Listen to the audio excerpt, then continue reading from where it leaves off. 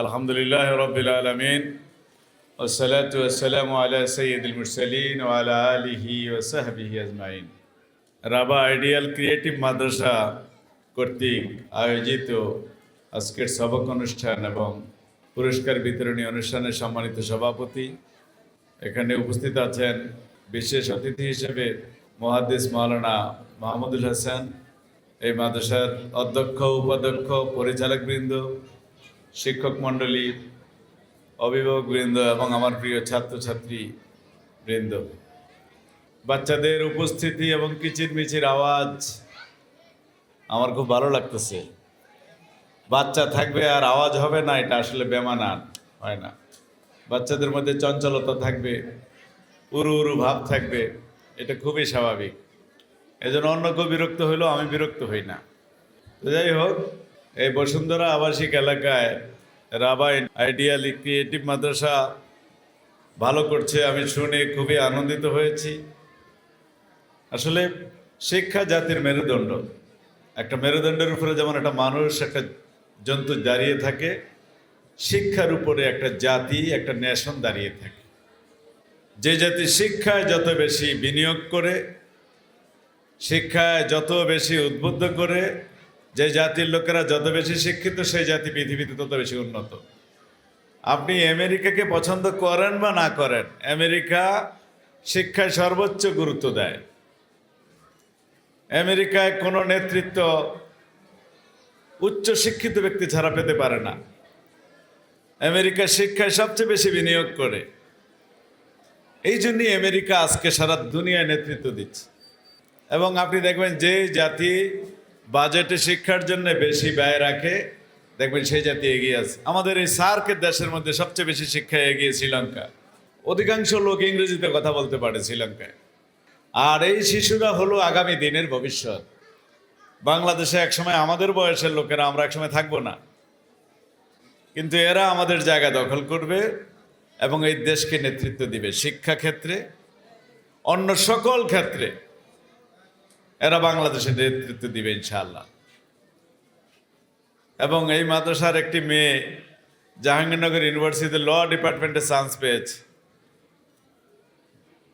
এবং ভালো করেছে অ্যাডমিশন টেস্টে। খুবই আনন্দের কথা। বোঝা যায় যে এই প্রতিষ্ঠান ভালো করছে, আশানুরূপ ভালো করছে এবং এটাকে আরও ভালো করতে হবে। আর এই জন্যে শিক্ষকরা যেমন ভূমিকা রাখতে হবে, ছাত্রদেরকে পড়াশোনায় মনোযোগী হতে হবে, অভিভাবকদেরকেও কিন্তু নজরদারি করতে হবে যে আমার সন্তান ঠিকমতো এই মাদ্রাসায় যাচ্ছে কিনা, সে ক্লাসে রেগুলার কিনা, ক্লাস থেকে যখন ফিরে আসে সে কাদের সাথে মিশে, কাদের সাথে আড্ডা দেয়, সে মোবাইল দেখে কিনা বেশি বেশি, মোবাইলে কি দেখে, এগুলি কিন্তু মাদেরকে, বাবাদেরকে নিশ্চিত করতে হবে। বিশেষ করে মাদেরকে, কারণ বাবারা সাধারণত চাকরি বাকরি, শিল্প কারখানা, রাস্তাঘাটে থাকে। সন্তানটি কিন্তু আপনার কাছেই বেশি থাকে। আর একটা মাদ্রাসা বা স্কুলে একটা বাচ্চা সর্বোচ্চ 4 ঘন্টা থাকে, 5 ঘন্টা থাকে, বাকি 19 ঘন্টা 20 ঘন্টা কিন্তু আপনাদের কাছে থাকে। এই জন্য এই সন্তানকে যদি বড় করতে চান, আদর্শ মানুষ বানাতে চান, মাদেরকে প্রত্যেকটা সেকেন্ড কিভাবে ব্যয় করেন এটা কিন্তু দেখার বিষয়। মা যদি সারাদিন ফেসবুক দেখে, বাবা যদি সারাদিন সিগারেট খায় বাচ্চার সামনে, মা যদি ইন্ডিয়ান টেলিভিশনের মধ্যে নাটক দেখে, সিনেমা দেখে, ঝগড়া বিবাদ দেখে, এর কিন্তু একটা ইফেক্ট সন্তানের উপরে পড়তে বাধ্য। এই জন্য মা হওয়া, বাবা হওয়া চারটিখানি কথা না। আপনার বাচ্চার সামনে কি অঙ্গভঙ্গি করলেন, কি ড্রেস পরলেন, স্বামী স্ত্রী কি ধরনের ঝগড়া করলেন, এগুলি কিন্তু বাচ্চারা খুব অনুসরণ করে। আমি দেখেছি আমাদের সন্তানরা এই কোরআন হাদিসের কথা আলোচনা করি, এটা ব্রেনে হঠাৎ ঢুকে যায় না, কিন্তু যেটা বকাঝকা দেই, একটা অশ্লীল শব্দ বলি, এটা পরক্ষণে সে বলে দিচ্ছে। আর মানুষ তো মন্দের প্রতি বেশি উৎসাহী হয়, আপনারা জানেন। একটা মানুষকে যদি সোজা ছেড়ে দেওয়া হয়, আপনি তাকে ভালোর দিকেও ডাকবেন না, খারাপের দিকেও ডাকবেন না, দেখবেন মানুষটা কোন দিকে যাবে? মন্দের দিকে যাবে। আপনি দেখবেন পেপারের মধ্যে কত ধরনের খবর থাকে না, কিন্তু মানব মন দেখবেন একটা নায়ক নায়িকার ছবির দিকেই ছবিটা চলে যাবে। খুব স্বাভাবিক। এটা মানুষের জন্ম থেকেই মানুষের মধ্যে এই চেতনাটা ঢুকিয়ে দেওয়া হয়েছে।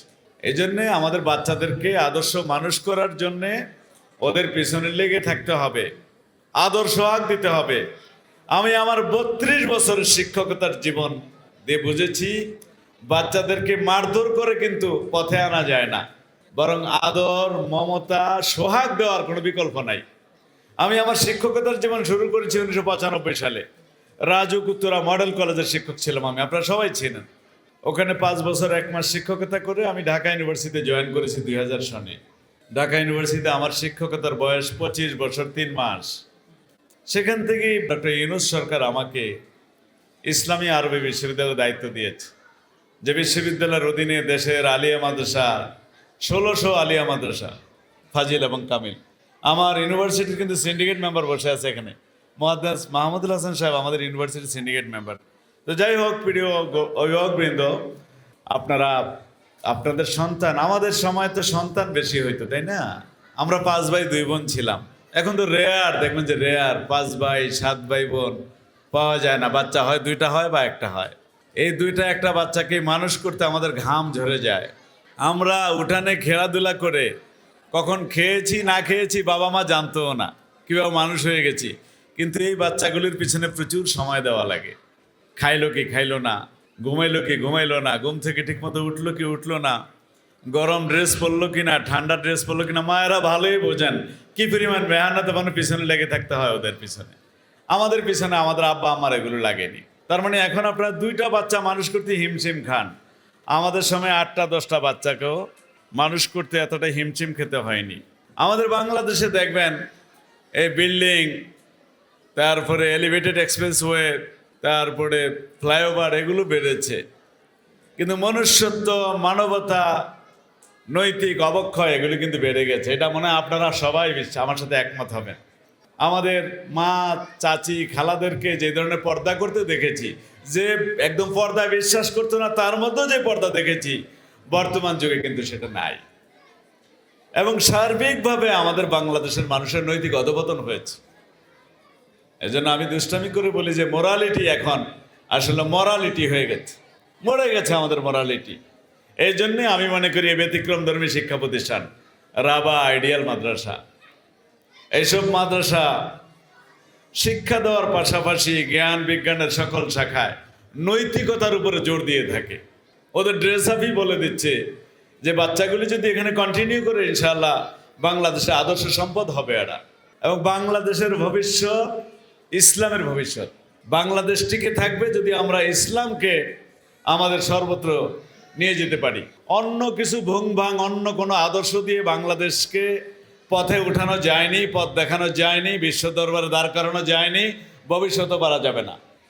এই জাতির সর্বশেষ চিকিৎসার নাম কি? ইসলাম। কোরআন সুন্নাহর শিক্ষা ছাড়া, একটা মোরালিটি এবং একটা এথিক্স ছাড়া বাংলাদেশকে বাঁচানো যাবে না। একটা জাতির মানুষের সংখ্যা দিয়ে একটা জাতিকে নির্ণয় করা হয় না। তাহলে জাপান আমাদের অনেক পিছনে থাকতো, মালয়েশিয়া, ইন্দোনেশিয়া আমাদের পিছনে থাকতো, আমরা সামনে থাকতাম, কারণ আমাদের 18 কোটি মানুষ, 36 কোটি হাত। কিন্তু আপনারা জানেন যে শিক্ষা দীক্ষায় এবং সভ্যতা সংস্কৃতিতে, উন্নয়নে, এসব দিক থেকে সমগ্র দুনিয়া তো দূরের কথা, এশিয়ার দেশগুলোর মধ্যে আমরা পিছনে আছি। এখান থেকে উত্তরণের উপায় একটাই, সেটা কি?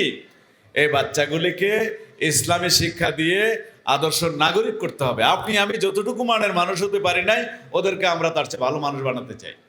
এবং আমরা যারা এখানে বসে আছি, আমরা অধিকাংশই মাদ্রাসায় পড়েছি, ইসলামী শিক্ষায় শিক্ষিত হয়েছি, এবং এই শিক্ষায় শিক্ষিত হয়ে আমার কাছে মনে হয়েছে আমরা উত্তম কাজ করেছি। আমাদের আব্বা আম্মা ভালো সিদ্ধান্ত নিয়েছেন, নাহলে আমরা কোরআন বুঝতাম না, হাদিস বুঝতাম না, হালাল বুঝতাম না, হারাম বুঝতাম না, নৈতিকতা, মূল্যবোধ বুঝতে পারতাম না।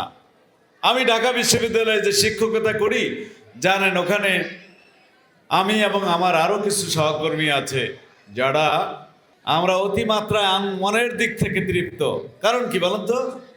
আমরা একই সুযোগ সুবিধা পাই, একই বেতন পাই, একই ক্লাব লাউঞ্জে আমরা আড্ডা দেই, একই স্ট্যাটাসের বাসায় থাকি, মাঝখান দিয়ে আমরা কোরআন শিখেছি, হাদিস শিখেছি, এবং ইসলামের অন্যান্য যে শিক্ষা আছে, শিক্ষার শাখা আছে, আলহামদুলিল্লাহ সেগুলি আমরা অর্জন করেছি। আমি মাদ্রাসায় পড়ে বিসিএসে আমার চাকরি হয়েছে। মাদ্রাসায় পড়ে আপনারা খেয়াল করেছেন বাংলাদেশে যে বৃদ্ধাশ্রম আছে, কোনো বৃদ্ধাশ্রমে কিন্তু মাদ্রাসায় পড়ুয়া কোনো ছেলে মেয়ের বাবা মা নেই। এটা খেয়াল করেছেন? বাংলাদেশে যে জেলখানাগুলিতে লক্ষ লক্ষ অপরাধী আছে, আপনি খোঁজ নিয়ে দেখেন 1% নাই যারা মাদ্রাসায় পড়েছে অপরাধী জেলে আছে। তার মানে বোঝা যায় নৈতিক শিক্ষা, ইসলামের শিক্ষার কোনো বিকল্প নাই। এবং আপনারা যারা দিনদার মেয়েদেরকে বিয়ে করেছেন, আপনি যতটা সুখী, আর যারা দিনদার মেয়েদেরকে বিয়ে করে নেয় তারা সুখী না, আমি নিশ্চিত। এজন্য ঢাকা বিশ্ববিদ্যালয় ইসলামিক স্টাডিজ বিভাগের আমি শিক্ষক। আমার বিভাগের ছাত্রীদের বিয়ে হয়, চমৎকার বিয়ে হয়, এবং প্রত্যেকটা ছাত্রী সুখী। আমাকে জানায় তো, কারণ কি? ওর মধ্যে দিনদারি আছে। ওর কাছে পুরুষ মানে তার একমাত্র স্বামী, তার অনেক পুরুষ বন্ধু নাই, অনেক পুরুষ ফ্রেন্ড নাই। কথা বুঝতে পারছেন? নীতি নৈতিকতা, নিয়ম শৃঙ্খলা, এগুলির মধ্যে যে শান্তি, শান্তি কি মাপা যায়? শান্তি মাপা যায় না। আউযু বিল্লাহি মিনাশ শাইতানির রাজিম। আল্লাহ তাআলা বলছেন যে আলা বিযিক্রিল্লাহি তাতমাইন্নুল কুলুব, জেনে রেখো আল্লাহর স্মরণের মাধ্যমে এই অন্তরাত্মা প্রশান্তি লাভ করে। আপনি মসজিদে 5 ওয়াক্ত নামাজ পড়ে যেটা তৃপ্তি লাভ করবেন, এটা দুনিয়াবি টাকা পয়সা দিয়ে এটা মাপতে পারবেন না। তো আপনি ওই তৃপ্তি আলাদা তৃপ্তি, ঠিক না? আপনি আব্বা আম্মাকে একটু খাওয়াই দিচ্ছেন, আব্বা আম্মার জন্য একটা ড্রেস কিনে নিয়ে এসে পরাই দিচ্ছেন, এর মধ্যে যে প্রশান্তি, এটা আপনি বিরিয়ানি খেলেও প্রশান্তি পাবেন না। বলেন পাবেন? পাবেন না। আপনার এই বাচ্চা যদি মসজিদে নামাজ পড়ে এসে বলে যে আম্মু খাইতে দাও, তখন যে আপনি একটা মজা পাবেন যে দুনিয়াটাকে আমি খাওয়া দেব, সেটা অন্য কিছু দিয়ে কি হবে? অন্য কিছু দিয়ে হবে। এই জন্য আমাদের সন্তানদেরকে মানুষ বানাতে হবে, মানুষের মতো মানুষ। এবং আপনারা জানেন পশ্চিমা দুনিয়ার লোকেরা এগুলো উপলব্ধি করে। এই জন্য আমেরিকা, ব্রিটেন, ইউরোপের উন্নত দেশে যখন পার্লামেন্টে এমপিরা শপথ নেয়, বুকে কি রাখে জানেন? বাইবেল রাখে। বাংলাদেশে কোরআন রেখে যদি কেউ শপথ নেয়, দেখবেন তোলপাড় হয়ে যাবে পত্রিকায় যে রাজাকার হয়ে গেছে, তাই না? মৌলবাদ হয়ে গেছে, ধর্মান্ধ হয়ে গেছে। কিন্তু ওরা এই কাজ করছে কিন্তু পশ্চিমা দুনিয়া। ঢাকা বিশ্ববিদ্যালয় 1921 সালে প্রতিষ্ঠিত হয়েছে। 1921 সালে প্রতিষ্ঠার সময় তখন বাংলাদেশ শাসন করেছে কারা? আপনাদের মনে আছে? ব্রিটিশরা, ইংরেজরা। তখন ঢাকা বিশ্ববিদ্যালয়ে 12টি ডিপার্টমেন্ট খুলেছিল। তার মধ্যে অন্যতম কি জানেন? আরবি ও ইসলামিক স্টাডিজ। তাদের কাছে কিন্তু কেউ দাবি করে নাই। তারা বুঝেছে এই অঞ্চলের মানুষ মুসলমান, তাদেরকে ভালো মানুষ বানাইতে হলে তাদের কিতাব পড়াতে হবে, ইসলাম শেখাইতে হবে। এবং আমাদের মনোগ্রাম এবং লোগোতে কি লেখা ছিল? ইকরা বিসমি রাব্বিকাল্লাযী খালাক। দুঃখজনক হলো সত্য, বাংলাদেশ স্বাধীন হওয়ার পরে মুসলমান শাসকরা কিন্তু ইসলামী শব্দগুলো তুলে দিয়েছে। ইকরা তুলে দিয়েছে কোরআনের আয়াত। সলিমুল্লাহ মুসলিম হল থেকে মুসলিম শব্দ তুলে দিয়েছে। কবি নজরুল ইসলামের কলেজ থেকে ইসলাম শব্দ তুলে দিয়েছে। আমাদের মুসলমান শাসকরা এটা করেছে। আমি নাম নিতে চাই না, 71 সালের পরে করা হয়েছে এগুলি। তো বিধায় অন্যান্য দুনিয়া বোঝে। এই জন্য পশ্চিমা একজন দার্শনিক আছে, নাম বলে স্ট্যানলি হল।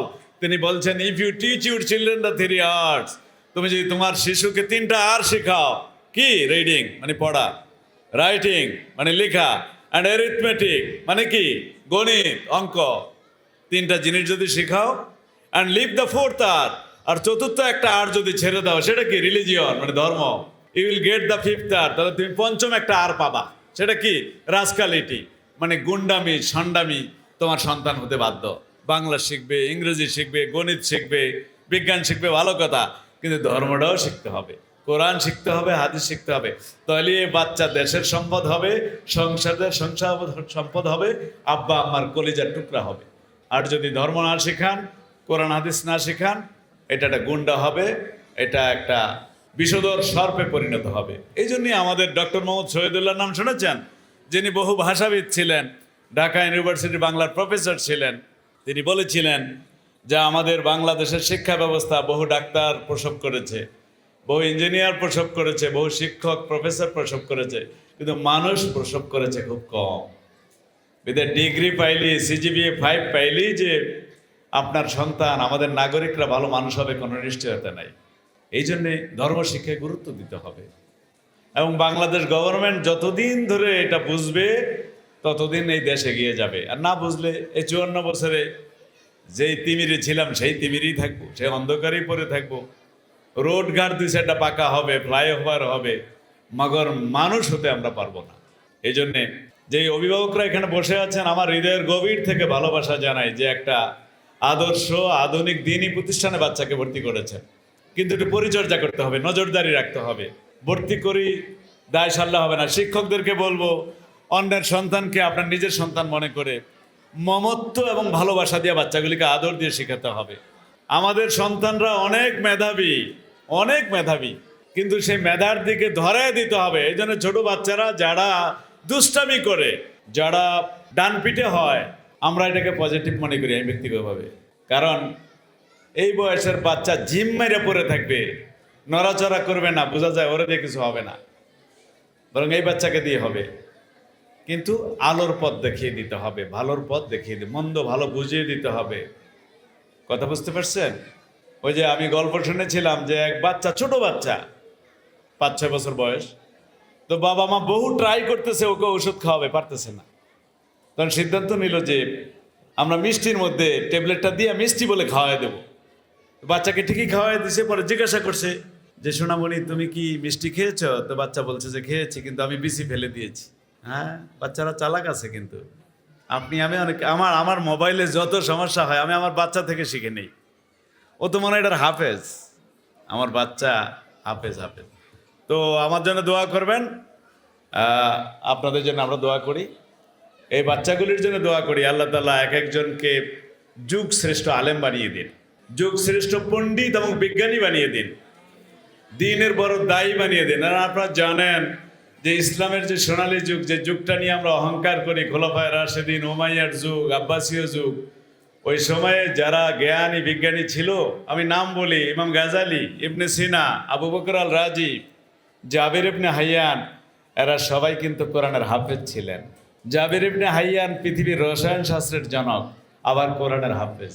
ইবনে সিনা চিকিৎসা বিজ্ঞানের ফাদার, জনক, আবার ইসলামী জ্ঞানের পণ্ডিত ছিলেন। বিদায় এই বাচ্চাগুলিকে আমরা ওরকম অলরাউন্ডার বানাইতে চাই। আশা করি এখানকার প্রতিষ্ঠান সেটাই করছে।